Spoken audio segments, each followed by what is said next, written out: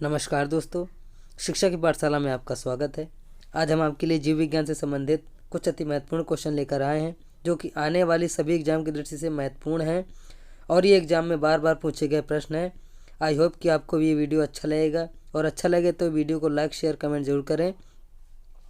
चलिए देरी न करते हुए शुरुआत करते हैं पहले प्रश्न से। पहला प्रश्न हमारा क्या है? क्वेश्चन है, मानव शरीर में प्रचुर मात्रा में कौन सा तत्व पाया जाता है? Option A oxygen, option B carbon, option C nitrogen, option D hydrogen. बताइए दोस्तों, मानव शरीर में प्रचुर मात्रा में कौन सा तत्व पाया जाता है? तो ऑप्शन ए इसका राइट आंसर होगा ऑक्सीजन। मानव शरीर में प्रचुर मात्रा में पाया जाता है। बात करें कि मानव शरीर में ऑक्सीजन की मात्रा कितने प्रतिशत होती है, तो क्वेश्चन बन सकता है कि मानव शरीर में ऑक्सीजन की मात्रा कितने प्रतिशत होती है? तो लगभग 62% के लगभग ऑक्सीजन की मात्रा हमारे शरीर में पाई जाती है। ओके, वहीं बात करें कार्बन, तो कार्बन हमारे शरीर में कितने प्रतिशत होता है? तो लगभग 21% के लगभग हमारे शरीर में कार्बन की मात्रा पाई जाती है। ओके, वहीं बात करें नाइट्रोजन की, तो हमारे शरीर में नाइट्रोजन की मात्रा सबसे कम होती है। तो नाइट्रोजन कितनी होती है? तो 3% के बराबर हमारे शरीर में नाइट्रोजन की मात्रा पाई जाती है। ओके, वहीं बात करें हाइड्रोजन की, तो हाइड्रोजन हमारे शरीर में कितने प्रतिशत होता है? हाइड्रोजन हमारे शरीर में 10% के लगभग पाया जाता है। कितने दोस्तों? 10% के लगभग हमारे शरीर में हाइड्रोजन की मात्रा उपस्थित होती है। ओके, चलिए अगला क्वेश्चन देखते हैं। इनसे संबंधित क्वेश्चन बन सकते हैं कि हमारे शरीर में ऑक्सीजन की मात्रा कितने प्रतिशत होती है? तो होती है 62%। और हमारे शरीर में ऑक्सीजन की मात्रा कितने प्रतिशत होती है? तो 21%। हमारे शरीर में नाइट्रोजन की अल्प मात्रा कितने प्रतिशत पाई जाती है? तो नाइट्रोजन की सबसे कम मात्रा पाई जाती है हमारे शरीर में। इससे क्वेश्चन दो बन सकते हैं नाइट्रोजन से। एक तो हमारे शरीर में सबसे अल्प मात्रा पाया जाने वाला तत्व कौन सा है? तो नाइट्रोजन। और कितने प्रतिशत पाया जाता है? तो 3%। और अगला है हाइड्रोजन, तो हमारे शरीर में हाइड्रोजन की मात्रा कितने प्रतिशत होती है? तो 10% के लगभग हमारे शरीर में हाइड्रोजन की मात्रा होती है। ओके, चलिए अगला क्वेश्चन देखते हैं। अगला क्वेश्चन क्या है? सभी महत्वपूर्ण क्वेश्चन दोस्तों वीडियो अंत तक जरूर देखें, सभी महत्वपूर्ण क्वेश्चन लिए ही गए हैं। देखिए क्वेश्चन बन गया, मानव शरीर में ऑक्सीजन की मात्रा कितने प्रतिशत होती है? बताइए दोस्तों, मानव शरीर में ऑक्सीजन की मात्रा कितने प्रतिशत होती है? 62% होती है। ऑप्शन सी इसका राइट आंसर होगा।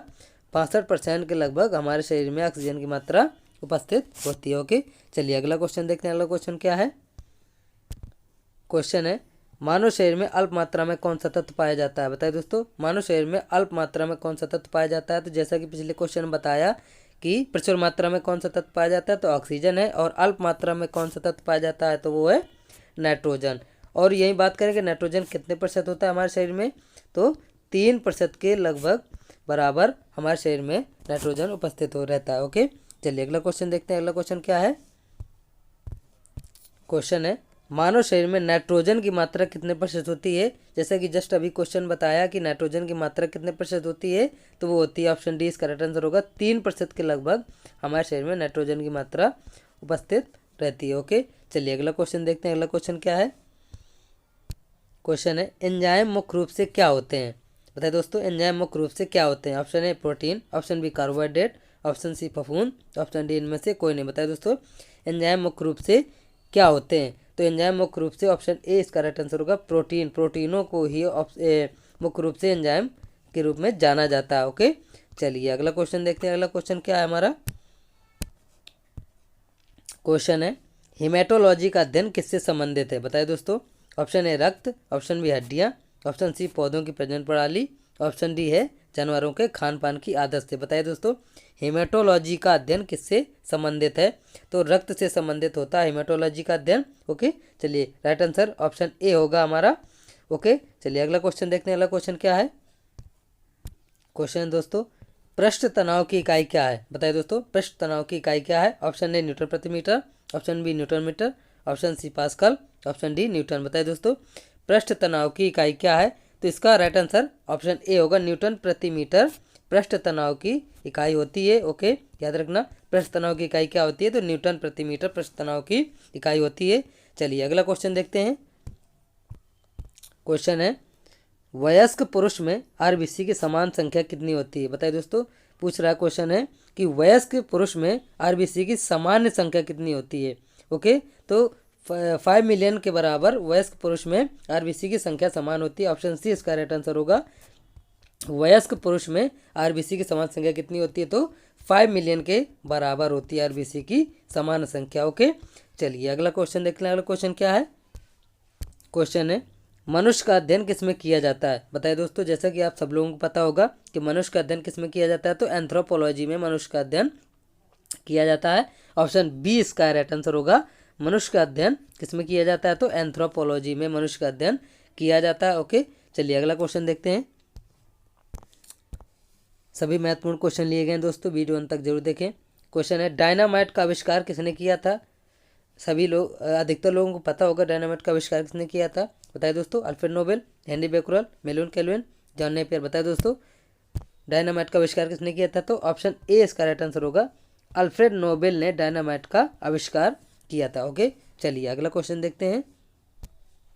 क्वेश्चन है यदि किसी, मोस्ट इंपॉर्टेंट क्वेश्चन है दोस्तों, यदि किसी व्यक्ति को गलत प्रकार का रक्त दे दिया जाए तो निम्न में से क्या परिणाम होगा? मोस्ट इंपॉर्टेंट क्वेश्चन, यदि किसी व्यक्ति को गलत प्रकार का रक्त दे दिया जाए तो निम्न में से क्या परिणाम होगा? ऑप्शन ए आरबीसी का संश्लेषण हो जाएगा, ऑप्शन बी सभी धमनियों का विस्तार हो जाएगा, ऑप्शन सी सभी धमनियां संकुचित हो जाएंगी, ऑप्शन डी तिल्ली और लिम्फोनोड्स में विकृति आ जाती है। बताइए दोस्तों, ऑप्शन इसका कौन सा सही होगा, तो ऑप्शन सी इसका राइट आंसर होगा। यदि किसी व्यक्ति में गलत प्रकार रक्त चढ़ा दिया जाता है तो उसकी सभी धमनियां जो होती हैं सिकुड़ जाती हैं, संकुचित हो जाती हैं। ओके, इसका राइट आंसर ऑप्शन सी होगा। ओके, चलिए अगला क्वेश्चन देखते हैं।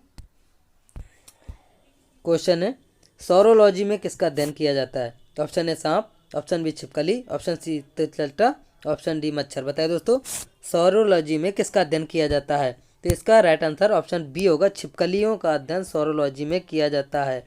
ओके, चलिए अगला क्वेश्चन देखते हैं। अगला क्वेश्चन क्या है? ये तो कक्षा 6 में भी पढ़ाया जाता है।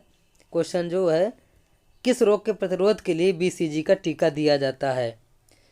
तो बताइए दोस्तों, किस रोग के प्रतिरोध के लिए बीसीजी का टीका दिया जाता है, तो ऑप्शन ए इसका राइट आंसर होगा। टीबी, जिसे हम यक्ष्मा भी कहते हैं। ओके, चलिए टीबी के रोग के लिए बीसीजी का टीका लगाया जाता है। ओके, चलिए अगला क्वेश्चन देते हैं। क्वेश्चन है सार्वत्रिक रक्तदाता वे लोग हैं जिनका, बताइए दोस्तों, सार्वत्रिक रक्तदाता कौन से ग्रुप वाले होते हैं? Option A O, option B, option C A, option D है ए बी। बताइए दोस्तों, जो सभी को रक्त दे सकते हैं वो कौन से ग्रुप वाले होते हैं, तो ऑप्शन ए इसका राइट आंसर होगा। ओ ग्रुप वाले सभी को रक्त दे सकते हैं, सार्वत्रिक रक्तदाता कहलाते हैं। वहीं बात करें सर्वग्राही की, तो सर्वग्राही रक्त कौन होता है दोस्तों, तो ऑप्शन डी इसका राइट आंसर होगा। जैसे क्वेश्चन बन सकता है कि सर्वग्राही रक्तदाता कौन से लोग, कौन से ग्रुप के लोग होते हैं, कौन सा ग्रुप होता है, तो ऑप्शन डी इसका राइट आंसर होगा। ए बी ग्रुप के लोग सर्वग्राही रक्तदाता होते हैं। ओके, चलिए अगला क्वेश्चन देखते हैं। क्वेश्चन है पक्षियों के अध्ययन को क्या कहा जाता है? सभी को पता होगा पक्षियों के अध्ययन क्या कहलाता है, तो ऑर्निथोलॉजी पक्षियों का अध्ययन कहलाता है। ओके, ऑप्शन डी इसका राइट आंसर होगा। ऑर्निथोलॉजी पक्षियों का अध्ययन कहलाता है। ओके, चलिए अगला क्वेश्चन देखते हैं। क्वेश्चन है रेडियो धर्मिता की खोज किसने की थी? बताइए दोस्तों, option A Alfred Nobel, option B Henry Becquerel, option C John Melvin Kelvin, option D John Napier. बताइए दोस्तों, रेडियो धर्मिता की खोज किसने की थी? ऑप्शन बी इसका राइट आंसर होगा। हेनरी बेक्यूरेल ने रेडियो धर्मिता की खोज की थी। ओके, डायनामाइट की खोज किसने की थी? तो अल्फ्रेड नोबेल ने की थी, लेकिन जब बात करें रेडियो धर्मिता की तो रेडियो धर्मिता की खोज की थी हेनरी बेक्यूरेल ने। ओके, चलिए अगला क्वेश्चन देखते हैं। क्वेश्चन है एक किशोर मनुष्य में सामान्य रक्तदाब कितना होता है? क्वेश्चन ये भी हो सकता है कि एक किशोर मनुष्य में सामान्य जो बीपी होता है कितना होता है। ओके, तो ऑप्शन ए है 120/80, ऑप्शन बी है 80/120, ऑप्शन सी है 130/90, ऑप्शन डी है 160/95। बताइए दोस्तों, एक किशोर मनुष्य में समान रक्तदाब कितना होता है, तो ऑप्शन बी इसका राइट आंसर होगा। एक किशोर मनुष्य में समान बीपी उसका कितना होना चाहिए? 80/120 होना चाहिए। ओके, चलिए अगला क्वेश्चन देखते हैं। अगला क्वेश्चन क्या है? क्वेश्चन है मकड़ियों का अध्ययन क्या कहलाता है? Option A apiology, option B anthropology, option C cynology, option D arachnology. बताइए दोस्तों, मकड़ियों का अध्ययन को क्या कहा जाता है? तो आर्कनोलॉजी कहा जाता है मकड़ियों का अध्ययन। ऑप्शन डी इसका राइट आंसर होगा। चलिए अगला क्वेश्चन देखते हैं। क्वेश्चन है, गणितीय साधन के रूप में लघुगणक की संकल्पना किसने की थी? बताइए दोस्तों, गणितीय साधन के रूप में लघुगणक की संकल्पना किसने की थी? इंपॉर्टेंट क्वेश्चन है। और तो जॉन नेपियर ने गणितीय साधन के रूप में लघुगणक की संकल्पना की थी। कहाँ है? ऑप्शन डी है हमारा राइट आंसर होगा। ओके, जॉन नेपियर ने गणितीय साधन के रूप में लघुगणक की संकल्पना की थी। ओके, बात करें अल्फ्रेड नोबेल ने, तो अल्फ्रेड नोबेल ने डायनामाइट का आविष्कार किया था। ओके, चलिए अगला क्वेश्चन देखते हैं। अगला क्वेश्चन क्या है? हेनरी बेकरल ने रेडियोधर्मिता की खोज की थी। ओके, चलिए याद रखिएगा, हेनरी बेकरल ने रेडियोधर्मिता की खोज की थी और अल्फ्रेड नोबेल ने डायनामाइट का आविष्कार किया था। और जॉन नेपियर ने क्या किया था? तो जॉन नेपियर ने, क्वेश्चन ही है हमारा, गणितीय साधन के रूप में लघुगणक की संकल्पना की थी। ओके, चलिए अगला क्वेश्चन देखते हैं।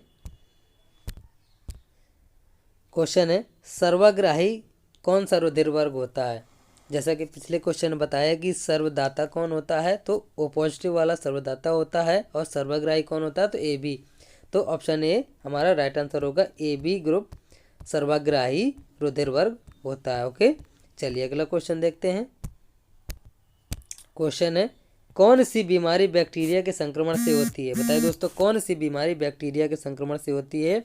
TB, tetanus, HIV, AIDS. बताइए दोस्तों, कौन सी बीमारी बैक्टीरिया के संक्रमण से होती है? तो टिटनेस की जो बीमारी है बैक्टीरिया के संक्रमण से होती है। ओके, याद रखिएगा, मोस्ट इंपॉर्टेंट क्वेश्चन है कि टिटनेस की जो बीमारी है बैक्टीरिया के संक्रमण से होती है।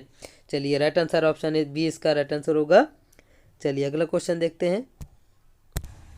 क्वेश्चन है, जीवित चीज़ों पर मृदा के प्रभाव का अध्ययन मृदा विज्ञान की किस शाखा के अंतर्गत आता है? क्वेश्चन एक बार और देखिए, जीवित चीज़ों पर मृदा के प्रभाव का अध्ययन मृदा विज्ञान की किस शाखा के अंतर्गत किया जाता है? Option A edaphology, option B desmology, option C है एग्रोबायोलॉजी, ऑप्शन डी है एंड्रोलॉजी। बताए दोस्तों, जीवित चीज़ों पर मृदा के प्रभाव का अध्ययन मृदा विज्ञान की किस शाखा के अंतर्गत किया जाता है? तो ऑप्शन ए इसका राइट आंसर होगा। एडाफोलॉजी के अंतर्गत मृदा विज्ञान की शाखा के मृदा प्रभाव का अध्ययन मृदा विज्ञान की शाखा के अंतर्गत किया जाता है। किसका? तो जीवित चीज़ों पर। ओके, चलिए याद रखिएगा, क्वेश्चन मोस्ट इंपॉर्टेंट है।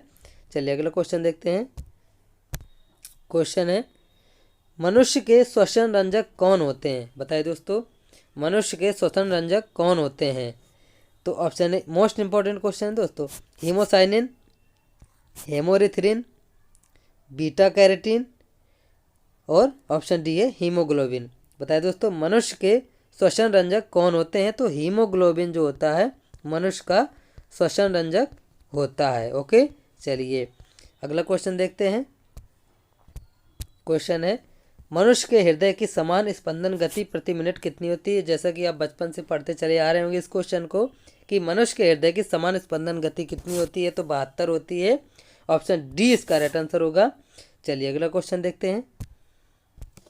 क्वेश्चन है, विकास, विभाजन, निषेचन और विभिन्नता के अध्ययन को किस नाम से जाना जाता है? मोस्ट इंपॉर्टेंट क्वेश्चन है, विकास, विभाजन, निषेचन और विभिन्नता के अध्ययन को किस नाम से जाना जाता है? ऑप्शन ए भूण विज्ञान, ऑप्शन बी अनुवांशिकी, ऑप्शन सी है फिजियोलॉजी, ऑप्शन डी है जूजोग्राफी। बताइए दोस्तों, विकास, विभाजन, निषेचन और विभिन्नता के अध्ययन को किस नाम से जाना जाता है? तो ऑप्शन ए इसका राइट आंसर होगा। भूण विज्ञान के नाम से जाना जाता है। ओके, याद रखिएगा, भूण विज्ञान को विकास, विभाजन, निषेचन और विभिन्नता के अध्ययन के नाम से जाना जाता है। चलिए अगला क्वेश्चन देखते हैं। क्वेश्चन है, मानव शरीर में रक्त की अपर्याप्त आपूर्ति को क्या कहा जाता है? बताइए दोस्तों, मानव शरीर में रक्त की अपर्याप्त आपूर्ति को क्या कहा जाता है? Hyperaemia, haemorrhage, haemostasis, ischaemia. बताइए दोस्तों, मानव शरीर में रक्त की अपर्याप्त आपूर्ति को क्या कहा जाता है? तो ऑप्शन डी इसका राइट आंसर होगा। इस्कीमिया कहा जाता है। मानव शरीर में जब रक्त की अपर्याप्त आपूर्ति हो जाती है तो उसे इस्कीमिया का नाम दे दिया जाता है। चलिए अगला क्वेश्चन देखते हैं। क्वेश्चन है, व्यक्ति में घेंघा रोग किसकी कमी से होता है? ये भी आप बचपन से पढ़ते चले आ रहे होंगे कि आयोडीन की कमी से व्यक्ति में घेंघा रोग, रेडियो में बोलता रहता था पहले कि आयोडीन की कमी से घेंघा रोग हो जाता है। तो नमक खाइए, नमक में आयोडीन की मात्रा पूर्ति कीजिए। तो ऑप्शन बी इसका राइट आंसर होगा। व्यक्ति में आयोडीन की कमी से घेंघा रोग की कमी हो जाती है। ओके, चलिए अगला क्वेश्चन देखते हैं।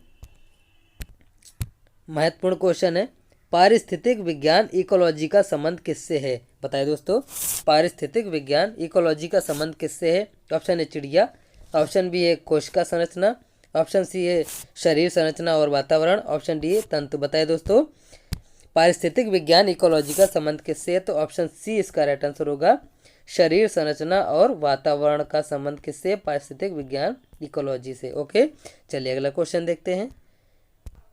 क्वेश्चन है, मोस्ट इंपॉर्टेंट है, हाइपरटेंशन शब्द किसके लिए प्रयोग किया जाता है? हाइपरटेंशन शब्द किसके लिए प्रयोग किया जाता है? ऑप्शन ए हृदय की गति तेज होने के लिए, ऑप्शन बी हृदय की गति धीमी होने के लिए, ऑप्शन सी है रक्तचाप घटने के लिए, ऑप्शन डी है रक्तचाप बढ़ने के लिए। बताइए दोस्तों, हाइपरटेंशन शब्द का प्रयोग किसके लिए किया जाता है? तो ऑप्शन डी इसका राइट आंसर होगा, रक्तचाप बढ़ने के लिए। जब रक्तचाप हमारे शरीर का बढ़ता है तो उसे हाइपरटेंशन का नाम दे दिया जाता है। हाइपरटेंशन का बोल दिया जाता है कि इसका बीपी हाई हो गया है, इसे हाइपरटेंशन की बीमारी है। ओके, चलिए अगला क्वेश्चन देखते हैं। क्वेश्चन है, मनुष्य के शरीर का तापमान क्या होता है? बताइए दोस्तों, मनुष्य के शरीर का समान तापमान कितना होता है? तो जैसा कि आप सभी लोगों को पता होगा, क्वेश्चन ये कक्षा 6, 7, 8, 9, 10, 11, 12 शुरुआत से पढ़ते चले आ रहे होंगे। तो ऑप्शन बी इसका राइट आंसर होगा, मनुष्य के शरीर का समान तापमान 37 डिग्री सेंटीग्रेड के लगभग होता है। चलिए अगला क्वेश्चन देखते हैं। मोस्ट इंपॉर्टेंट क्वेश्चन है, एंटोमोलॉजी में किसका अध्ययन किया जाता है? एंटोमोलॉजी में किसका अध्ययन किया जाता है? ऑप्शन मच्छरों का, ऑप्शन डी स्तनधारियों का, ऑप्शन सी है कीटों का, ऑप्शन डी है सरीसृपों का। बताइए दोस्तों, एंटोमोलॉजी में किसका अध्ययन किया जाता है? तो कीटों का अध्ययन एंटोमोलॉजी में किया जाता है। ऑप्शन सी इसका राइट आंसर होगा कि कीटों में एंटोमोलॉजी का अध्ययन किया जाता है। कीटों का अध्ययन एंटोमोलॉजी में किया जाता है। ऑप्शन सी इसका राइट आंसर होगा। चलिए अगला क्वेश्चन देखते हैं। क्वेश्चन है, यदि माता, मोस्ट इंपॉर्टेंट क्वेश्चन है दोस्तों, यदि माता पिता में से एक का रुधिर वर्ग ए बी है और दूसरे का ओ है तो उनके बच्चों का संभावित रुधिर वर्ग क्या होता है? बताइए दोस्तों, महत्वपूर्ण क्वेश्चन है, यदि माता पिता में से किसी एक का रुधिर वर्ग ए बी है और दूसरे का ओ है तो उनके बच्चों का संभावित रुधिर वर्ग क्या होता है? A B O, A B O और ए बी ओ। बताइए दोस्तों, तो उनका संभावित रक्त क्या होता है बच्चों का? तो बच्चों का संभावित रक्त ए बी पॉजिटिव होता है। ओके, क्या होता है दोस्तों? ए और बी, ए कामा बी होता है। ओके, चलिए याद रखिएगा। महत्वपूर्ण क्वेश्चन है, यदि माता पिता में से एक का रुधिर वर्ग ए बी है और दूसरे का ओ है तो उनके बच्चों का संभावित रुधिर वर्ग क्या होगा? ए कामा बी होगा। ओके, याद रखिएगा। चलिए अगला क्वेश्चन देखते हैं। क्वेश्चन है, मानव शरीर का सर्वाधिक कोलेस्ट्रॉल बनाने वाला स्थान कौन सा है? मानव शरीर का सर्वाधिक कोलेस्ट्रॉल बनाने वाला स्थान कौन सा है? यकृत, हृदय, धमनी, फेफड़ा। बताइए दोस्तों, मानव शरीर का सर्वाधिक कोलेस्ट्रॉल बनाने वाला स्थान कौन सा है? तो वो है यकृत। ओके, राइट आंसर कौन सा होगा? ए होगा हमारा। यकृत जो है मानव शरीर का सर्वाधिक कोलेस्ट्रॉल बनाने वाला स्थान है। ओके, अगला क्वेश्चन देखते हैं। क्वेश्चन है, रेशम के कीड़े का पालन क्या कहलाता है? जैसा कि आप सभी लोगों को पता होगा, रेशम के कीड़े का पालन सेरीकल्चर कहलाता है। तो सेरीकल्चर कहाँ है? ऑप्शन डी में हमारा, तो ऑप्शन डी हमारा राइट आंसर होगा। रेशम के कीड़े का पालन सेरीकल्चर कहलाता है। ओके, चलिए अगला क्वेश्चन देखते हैं। क्वेश्चन है, ए बी वर्ग वाला व्यक्ति किस व्यक्ति को रक्तदान कर सकता है? बहुत ही महत्वपूर्ण क्वेश्चन है दोस्तों। ए बी वर्ग वाला व्यक्ति किस व्यक्ति को रक्तदान कर सकता है? ओ, ए बी और बी। बताइए दोस्तों, कौन सा ऑप्शन सही होगा? ए बी वर्ग वाला व्यक्ति किस व्यक्ति को रक्तदान कर सकता है? तो याद रखिएगा दोस्तों, ए बी वर्ग वाला व्यक्ति हमेशा ए बी को ही रक्तदान कर सकता है और किसी को रक्तदान नहीं कर सकता है। ऑप्शन सी इसका राइट आंसर होगा कि ए बी वर्ग वाला व्यक्ति ए बी को ही रक्तदान कर सकता है। ओके, चलिए अगला क्वेश्चन देखते हैं। क्वेश्चन है, मानव आँख का कैटरेक्ट सर्जरी, महत्वपूर्ण क्वेश्चन है, जिसे कहते हैं मोतियाबिंद का ऑपरेशन करवाना है, में से जो सर्जन होता है, डॉक्टर होता है, क्या निकालता है? मानव आँख का जब कैटरेक्ट सर्जरी होती है तो मोतियाबिंद का जब ऑपरेशन होता है तो सर्जन क्या निकालता है? ऑप्शन ए लेंस की ऊपर की अतिरिक्त पेशियाँ, ऑप्शन बी है लेंस के नीचे की अतिरिक्त पेशियाँ, ऑप्शन सी है कार्निया, ऑप्शन डी है लेंस की बाहरी झिल्लियाँ। बताइए दोस्तों इनमें से कौन सा ऑप्शन राइट होगा? तो आंसर इसका राइट ए होगा, लेंस के ऊपर की अतिरिक्त पेशियों को मानो जब सर्जन निकालता है, जब मोतियाबिंद का ऑपरेशन किया जाता है तो सर्जन जो निकालता है तो लेंस के ऊपर की अतिरिक्त पेशियों को निकालता है। ओके, याद रखिएगा, महत्वपूर्ण क्वेश्चन है। चलिए अगला क्वेश्चन देखते हैं। क्वेश्चन है शैवालों के अध्ययन से जुड़ी वनस्पति शाखा का नाम क्या है? बताइए दोस्तों शैवालों के अध्ययन से जुड़ी वनस्पति शाखा का नाम क्या है? तो फाइकोलॉजी, ऑप्शन डी इसका राइट आंसर होगा। फाइकोलॉजी शैवालों के अध्ययन से जुड़ी वनस्पति शाखा का नाम है। ओके, चलिए अगला क्वेश्चन देखते हैं। क्वेश्चन है रक्तदाब का नियंत्रण कौन करता है? ऑप्शन है अधिवृक्क ग्रंथि जिसे एड्रिनल ग्रंथि कहते हैं, या अवटू जिसे थायराइड ग्रंथि कहते हैं, option C thymus, option D पीतमाइन। बताइए दोस्तों रक्तदाब का नियंत्रण कौन करता है? तो ऑप्शन ए इसका राइट आंसर होगा, एड्रिनल ग्रंथि रक्तदाब का नियंत्रण करने में सहायक होती है। ओके, चलिए अगला क्वेश्चन देखते हैं। महत्वपूर्ण क्वेश्चन है दोस्तों, जानवरों के पर्यावरण के साथ संबंधों का अध्ययन क्या कहलाता है? क्वेश्चन है जानवरों के पर्यावरण के साथ संबंधों का अध्ययन क्या कहलाता है? Option ethology, option B ecology, option D है सी है एंड्रोलॉजी, ऑप्शन डी है क्लाइमेटोलॉजी।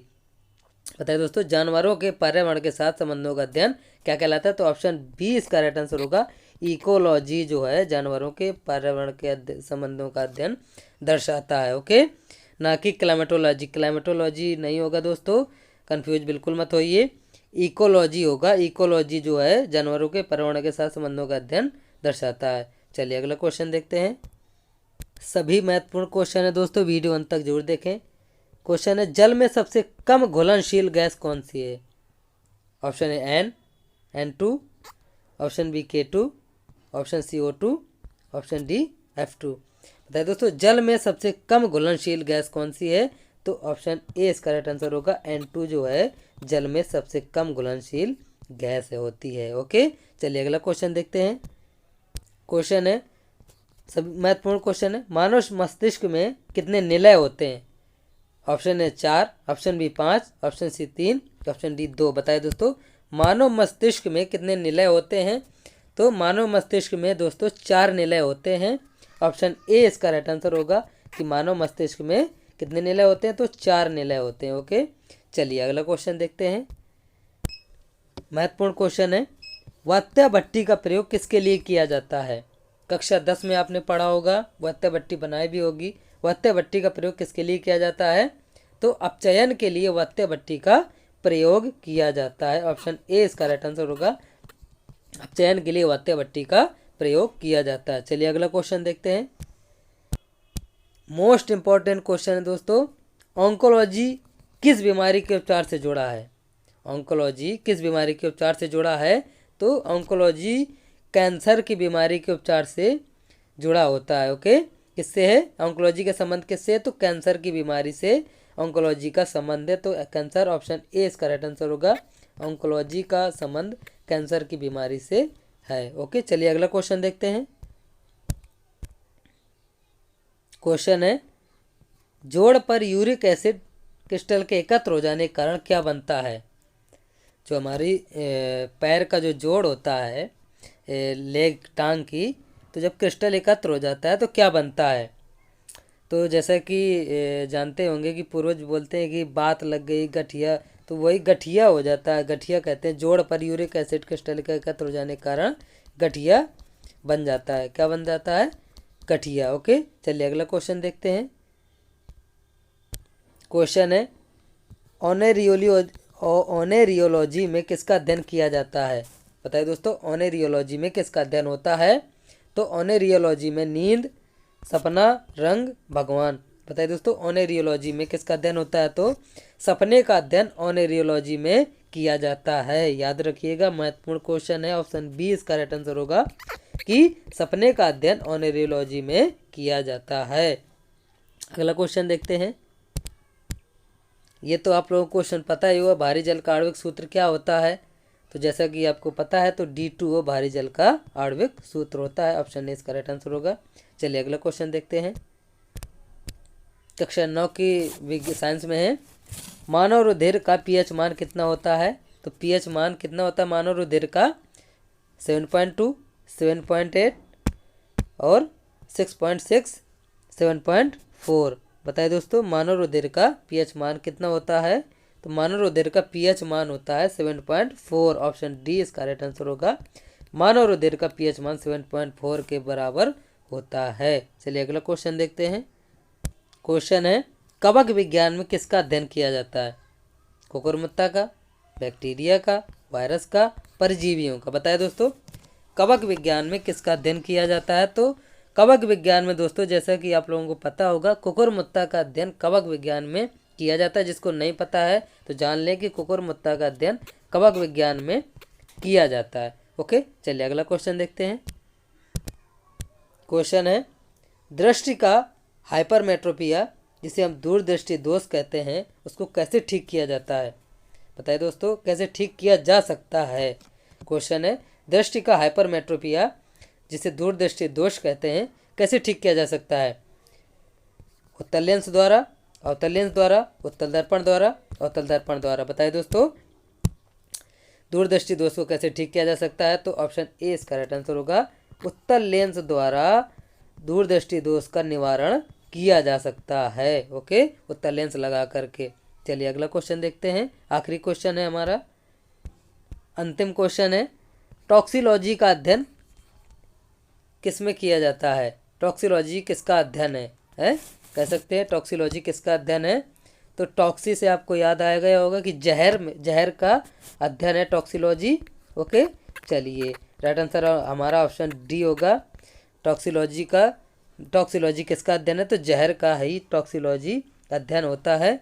चलिए वीडियो अच्छा लगा हो तो दोस्तों लाइक शेयर कमेंट जरूर करें। चलिए।